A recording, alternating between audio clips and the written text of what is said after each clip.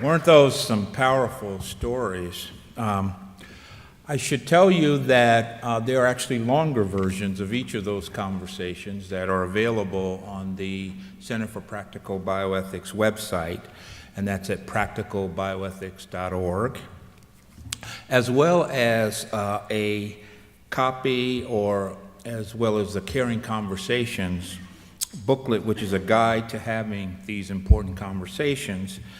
We will also, that's available on our website, but we'll also make the Caring Conversations booklet available to you tonight, and you can pick that up on your way out.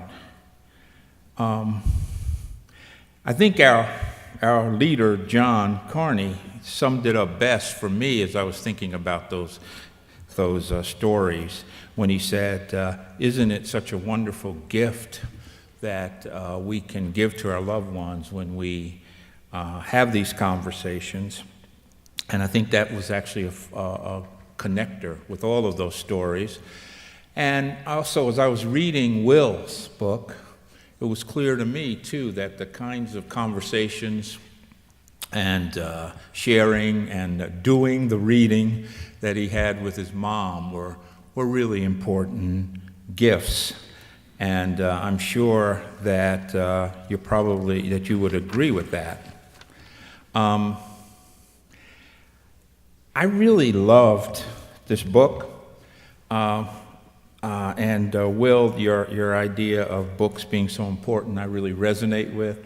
My wife can tell you I'm a collector of books. I mean, I have these books flowing out of my study at home. We've constantly building bookcases and buying bookshelf cases to hold all the books. I really resonated with that and this notion of the end of your life book club. There were a couple of things in the book that really struck me. You talked about your father's, and I think one of the chapters, you talked about your father's book, The Appointment of Samar, if I got that correctly. And I took that appointment with Samar was really a metaphor for our inevitable appointment with death. It was really just a very profound kind of story. I gather you and your mom read Olive Kitteridge, and Olive Kitteridge is a really wonderful novel. And actually, it was recently put to a series on, I believe, HBO, and I'd recommend it to anyone who haven't read the book. But Olive has so many pithy and pointed remarks, and I think one of the ones you brought up, Will, was her comment that Olive Kitteridge, this character, says, loneliness can kill people. In a different way, it can actually make you die. Loneliness can kill people. In a different way, can actually make you die. And for me, as a palliative care doc, and as someone who's had the opportunity and privilege to journey with lots of people in their illness experience, it was a reminder and really an admonition to us that we must never abandon our friends, our family, and our loved ones. And for the docs and nurses in the audience, we must never abandon our patients. Will talked about, I learned actually that Will was cared for at Memorial Sloan, his mom was cared for at Memorial Sloan Kettering Cancer Center by doctors Kathleen Foley and a wonderful nurse practitioner, Nessa Coyle. And it turns out that Nessa and Kathy taught me everything I know about palliative medicine, and that was one of the big things they taught me early on as a young doctor. We must never abandon our patients, and we always had to offer the compassion of being there and being present and suffering with them through illness. Olive Kitteridge also said another thing that I think you brought up, which really struck me reading the book. She said that life occurs in big bursts, things like marriages, childbirth, and those are, of course, happy occasions, but I was thinking that there are big bursts of life that are also sad occasions, and often as doctors we are engaged in that, and certainly the diagnosis of a serious and terminal illness like your mom's pancreatic cancer. It's a big burst. And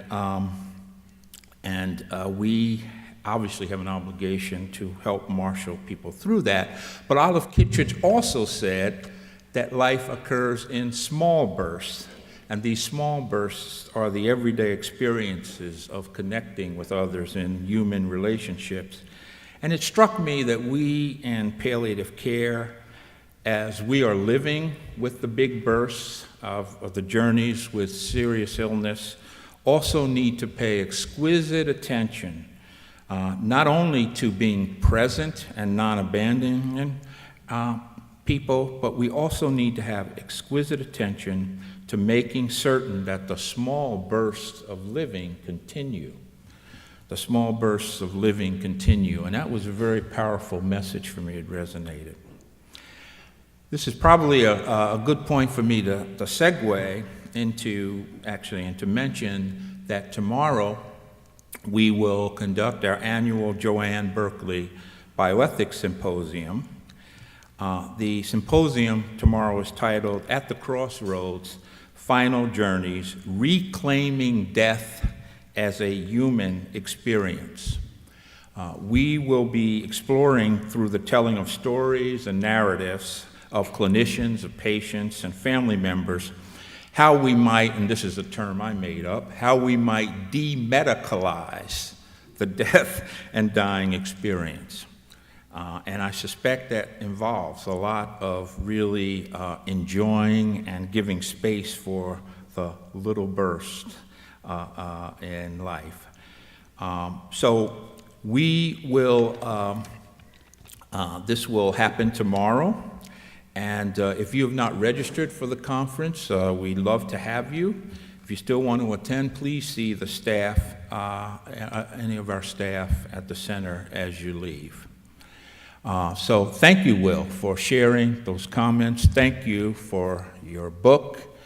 And thank you all for your coming out and the wonderful, wonderful support you've given to the center for all of these years.